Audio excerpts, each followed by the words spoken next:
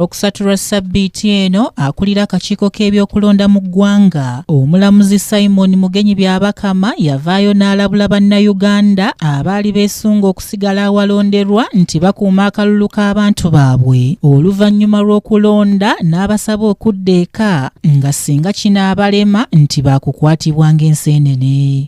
Ssebo nnyabo voter protector mateeka taliimu era gwe banaawa simanyi bakuwadde olukusa genda obeere voter protector zikusanze nze singa mbadde gwe mukama wange nagamba genda obeere voter protector nze sijja kuva waka kubanga abagenda bayoola ng'enseenene. Ebigambo bino okuva lwe byayogerwa bangi ku bannayuganda boogedde ebikankana nga buli omu naddala bannabyabufuzi abitaputabu bwe. Yeeyo obuvunaanyizibwa bwaffe tetujja kutuma bajjajja kutukolera mulimu gwa kununula nsi yaffe.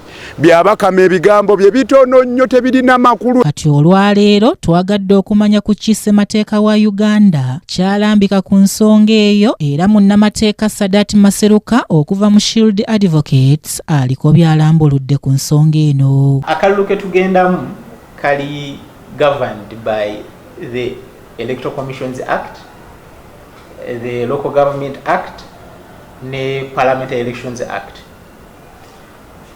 Parliamentary Elections Act ne Local Government Act biwa processes of akalulu kanaatambula ku lunaku lw'okulonda nga yeesigama ku tteeka eriruŋŋamya Parliament erya Parliamentary Act akawaayiro akookuna agamba kawa abantu abamaze okulonda eddembe okuyimirira mita 2 okuva awalonderwa. Era ne mu guidelines ezissuingibwa Electoral Commission nga zibeesinga ku section 49 eya Parliamentary Elections Act ziwa guidelines abantu abamaze okulonda waje banaayimirira okulaba nga bafollowinga ebigenda mu maaso mu kalulu oba okulonda okuba kugenda mu maaso. Etteeka ligamba nti amaze okulonda wakuyimirira mita 2 okuva ebalondera okulaba ebigenda mu maaso mu kulonda. Kyokka ono agamba etteeka lino liwa omulonzi ebbeetu okusigala oba okudda eka nti kyokka abasigala etteeka liriko bye libakugira omulina okukuyega abalonzi. Era oyo anajja okulonda ajja kusimba layini ng'asimba mugongo gw'omulala paka wanaatuuka ekiseera kye ekyokulonda. Naye bw'amala okulonda waddembe okufuluma n'ayimira wabweru wa boundary eyo mita 2 okuva ebalondera n'alinda n'alaba ebigenda mu maaso mu kulonda. Etteeka terigamba nti omala okulonda dda ewaka, oli waddembe okudda ewaka era oli waddembe okuyimirira mita 2 ogende mu maaso okwetegereza ebigenda mu maaso mu kulonda naye nga tolemesezza bajja kulonda neera nga tokuyegeddeewo bantu kulonda. Ono agamba newankubadde abalonzi bakkirizibwa okuyimirira mita 2 okuva awalonderwa waliwo n'abantu ssemateeka ab'enkizo baawa obuvunaanyizibwa obw'okukuuma akalulu. Kwako okulaba nti katambula one ba presiding officers ba returning officers ba polling agent aba buli candidate ne ba local and international observers abajja kuwa report nti akalulu katambudde okusinziira ku international standards oba tekatuuse omutende agwansi yonna nga balonda.